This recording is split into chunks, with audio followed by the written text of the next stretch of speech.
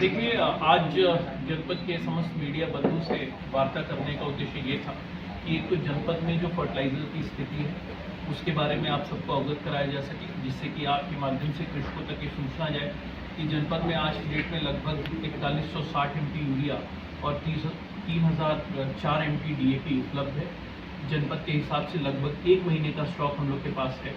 सभी सहकारी समितियों में सरकारी रैक से और प्राइवेट रैक से निश्चित कोटा जो शासन द्वारा सुनिश्चित किया गया है उसके हिसाब से यूरिया पहुंचाई जा रही है। तो सबसे पहले तो कृषकों को यह संदेश देना था कि सभी सहकारी समितियों में यूरिया की उपलब्धता सुनिश्चित की जा रही है और पर्याप्त मात्रा में खाद उपलब्ध है। दूसरा, अभी हाल ही में एक पर्टिकुलर न्यूज़ पोर्टल द्वारा एक व्यक्ति का इंटरव्यू लेकर इस प्रकार का एक खबर चलाई गई कि जनपद में यूरिया की कालाबाजारी हो रही है। उस बारे में आपको बताना था कि जिस व्यक्ति का इंटरव्यू लिया गया है वो उनके खिलाफ अभी हाल ही में बहुत प्रभावी कार्रवाई करते हुए यूरिया के डाइवर्जन के संबंध में FIR दर्ज की गई है एसेंशियल कमोडिटीज़ एक्ट में।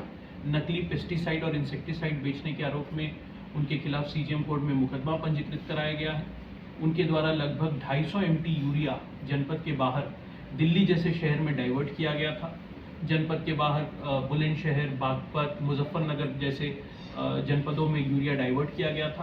तो प्रभावी कार्रवाई की गई एक बड़े सिंडिकेट के अगेंस्ट। उसी व्यक्ति का इंटरव्यू लिया गया है और निश्चित तौर पर इस कार्रवाई से हताश होकर, निराश होकर, छटपटाहट में उनके द्वारा अनर्गल बयान दिया जा रहा है, जिससे जनपद में किसानों के मध्य भ्रम फैलाने का प्रयास किया जा रहा है।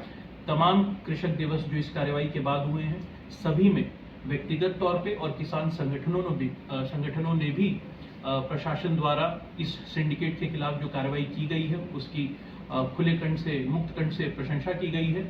और मैं आपके माध्यम से जनपद के समस्त कृषकों को ये आश्वस्त करना चाहूँगा कि इस प्रकार से यूरिया की कालाबाजारी करने वालों के खिलाफ प्रशासन का अभियान लगातार जारी रहेगा। हम ये सुनिश्चित करेंगे कि किसी भी दशा में जनपद के किसान के लिए आवंटित यूरिया का एक दाना भी किसी इंडस्ट्री में डाइवर्ट ना हो, जनपद के बाहर ना हो।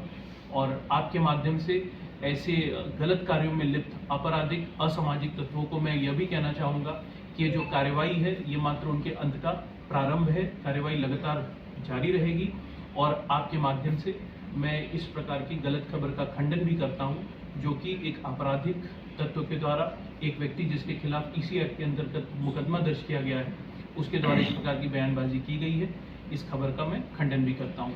एक आखिरी अपील आपके माध्यम से मैं ये भी करना चाहूँगा कि जनपद में यदि किसी भी किसान के द्वारा ब्रांडेड इंसेक्टिसाइड और पेस्टिसाइड खरीदा गया, महंगे दामों पर खरीदा गया और उसके बाद खेत पर उपज जो है वो अच्छी नहीं हुई है और उनको अगर इस बात का संदेह है कि जो पेस्टिसाइड या कीटनाशक वो अपने खेत में उपयोग किए वो नकली है, तो तत्काल हमें अवगत कराएं।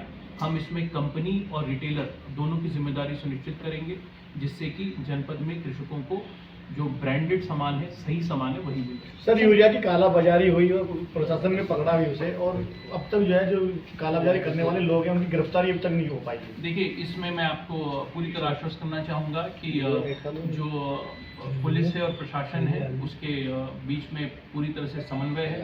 पुलिस अपने सभी साक्ष्यों का संकलन कर रही है, विवेचना सही दिशा में आगे बढ़ रही है और बहुत जल्दी आपको इसमें प्रभावी कार्रवाई भी आगे दिखाई देगी। एक चीज़ और है कि जो माफिया के खिलाफ आपके द्वारा जो कार्रवाई की गई है, सुनने में आया कि उसके जो है परिवार के लोगों के ही यूरिया में मतलब कि उनके आधार कार्ड वगैरह मिले हैं और उन्होंने भी जो है नकली खाद बेचा है किसानों को। देखिए अभी तो ये पूरी डिटेल्स जो हैं जैसे जैसे इन्वेस्टिगेशन हो रहा है उसके माध्यम से सामने आ रही है, परंतु जैसा कि आप अवगत हैं कि खाद की दुकानों पर पॉइंट ऑफ सेल सिस्टम के माध्यम से पूरा ट्रांजैक्शन होता है। तो हमारे पास एक एक व्यक्ति का विवरण है जो कि किसी भी खाद की दुकान से यूरिया लेकर जा रहे हैं। जब इस डेटाबेस को चेक किया गया तो ये बात सामने आई कि जनपद का यूरिया जनपद के बाहर और दिल्ली के जो पॉश इलाके हैं, जो शहरी इलाके हैं, उधर ले जाया जा रहा था। लगभग 250 MT यूरिया का डाइवर्जन हुआ है और इन्हीं तथ्यों के सामने आने के बाद कार्रवाई की गई है।